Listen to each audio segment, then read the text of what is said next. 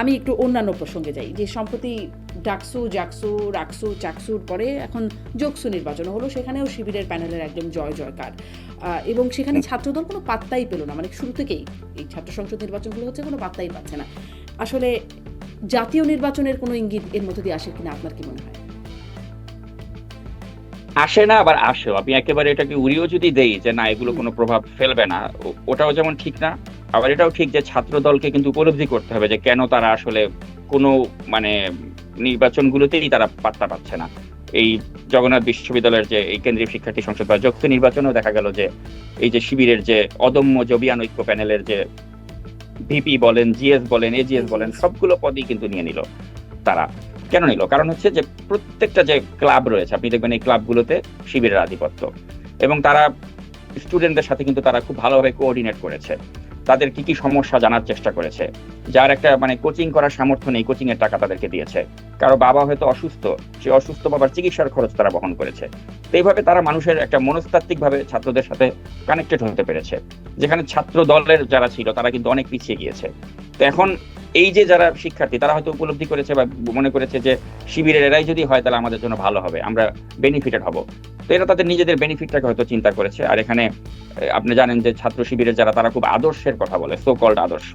তো এই আদর্শ হয়তো অনেক ছাত্র তারা ভেবেছে যে আসলেই তো এরা আদর্শবান, এরা ওরকম চুরি করবে না, সন্ত্রাসী কার্যক্রম করবে না ক্যাম্পাসে, এদেরকে আমরা দিয়ে দেখি কি হয়। তো এই যে একটা মনস্তাত্ত্বিক জগতে যে শিবির এভাবে প্রবেশ করতে পেরেছে এবং তাদেরকে নানাভাবে প্রলোভন দেখিয়েছে, বা ওই যে যেটা বললাম যে কারো বাবা অসুস্থ সেখানে চিকিৎসার খরচ দিয়েছে, বা কারো কোচিং এর টাকা নেই কোচিং এর টাকা দিয়েছে, এভাবে তাদের ভেতরে তারা ঢুকে গিয়েছে।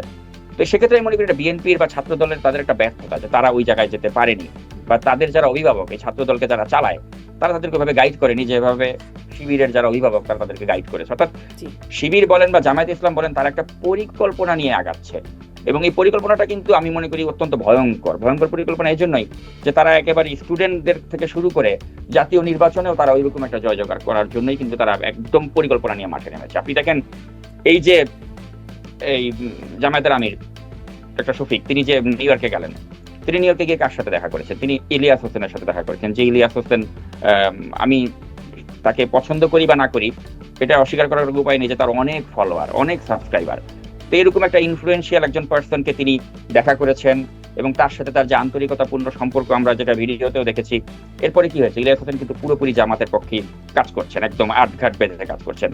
আপনি পিনাকি ভট্টাচার্যের কথাই বলেন, অত্যন্ত ইনফ্লুয়েন্সিয়াল একজন পার্সন, তিনি কার হয়ে কাজ করছেন এখন? একদম লজ্জার মাথা খেয়ে তারা মানে জামাতের হয়ে কাজ করছে। তো জামাত কি করছে? তারা দেখছে যে এই পিনাকি বা ইলিয়াসের একটা অডিয়েন্স রয়েছে, বিশেষ করে গ্রামাঞ্চলে, এদের ব্রেইন ওয়াশ করতে হবে। তো ব্রেইন ওয়াশ করার জন্য গুরুত্বপূর্ণ ইনফ্লুয়েন্সার যারা তাদেরকে শিবির তাদের পকেটে নিয়ে নিয়েছে। ছাত্র সংসদ নির্বাচনগুলোতে তারা ছাত্রদেরকে তাদের পকেটে নিয়ে নিচ্ছে, এবং এই ছাত্ররা তাদের বাবা মাকে গিয়েও কিন্তু বলবে যে আমরা শিবিরের প্যানেলে ভোট দিয়েছি, তোমরাও আগামী নির্বাচনে ভোট দাও জামাত শিবিরকে। হতে পারে তো। তো this is very scary thing. মানে আমরা যারা চাই না কখনো যে দেশে একটা মানে ওই ধর্মভিত্তিক রাজনৈতিক দল তাদের উত্থান ঘটুক, বা আমাদের ৭১-এর মুক্তিযুদ্ধে যারা বিরোধিতা করেছে তাদের উত্থান ঘটুক, এটা আমরা চাই না। কিন্তু আমাদের চাওয়া না চাওয়ার চেয়ে বড় কথা হচ্ছে বাস্তবতাটা কি। বাস্তবতা হচ্ছে যে শিবির বা জামায়াত তারা অনেক স্মার্ট ওয়েতে তারা আগাচ্ছে, এবং তারা কিছু এই ইনফ্লুয়েন্সার যাদের অনেক ইনফ্লুয়েন্স রয়েছে তাদেরকে তারা নিজেদের দলে ভিড়িয়েছেন, এবং তারা স্মার্ট ওয়েতে আগাচ্ছে, এবং তার প্রতিফলনটা বা ফলাফল একদম চাক্ষুষ দেখা যাচ্ছে। এবং আমি মনে করি যে এক্ষেত্রে বিএনপি বা বিএনপির হাইকমান্ড তাদেরকে একটা সোল সার্চিং করতে হবে, এবং তাদেরকে আত্ম উপলব্ধি করতে হবে যে কোথায় আমরা ভুল করেছি, এবং ওই ভুল থেকে শিক্ষা নিয়ে, হাতে তো সময় কম, 1 মাসের মতো সময় রয়েছে, এর মধ্যেই তাদেরকে কিন্তু এগুলো বুঝেই আগামী নির্বাচনের তাদের এই যে সময়টা রয়েছে ক্যাম্পেইনটা ঠিক মতো করতে হবে।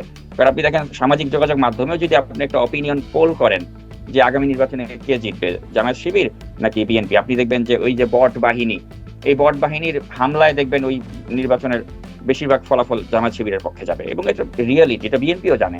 আমার কথা হচ্ছে বিএনপি যদি এটা জানে, উপলব্ধি করে, তাহলে কেন বিএনপি তাদের ওই অনলাইনে শক্তিটা আরো বাড়াচ্ছে না? সমস্যাটা কোথায়? তারা কেন অনলাইনে আরো বেশি সক্রিয় হচ্ছে না? তো এখন এই যে বিএনপি যে এইসব ক্ষেত্রে পিছিয়ে আছে, এটা কিন্তু আমাদের জন্য একটা ভীতির কারণ। কারণ এখন তো আসলে ওই বিএনপির পরাজয় হবে না, যদি নির্বাচনে বিএনপি হারে, এটা আমাদের আমি মনে করি দেশের স্বাধীনতা, সার্বভৌমত্ব বা অস্তিত্বের ক্ষেত্রে একটা হুমকি সৃষ্টি করবে। তো এখানে আমি মনে করি যেটা it will not be only বিএনপির পরাজয়, যদি জামাত শিবির বা এই ধরনের বিশ্লেষণ স্পষ্ট।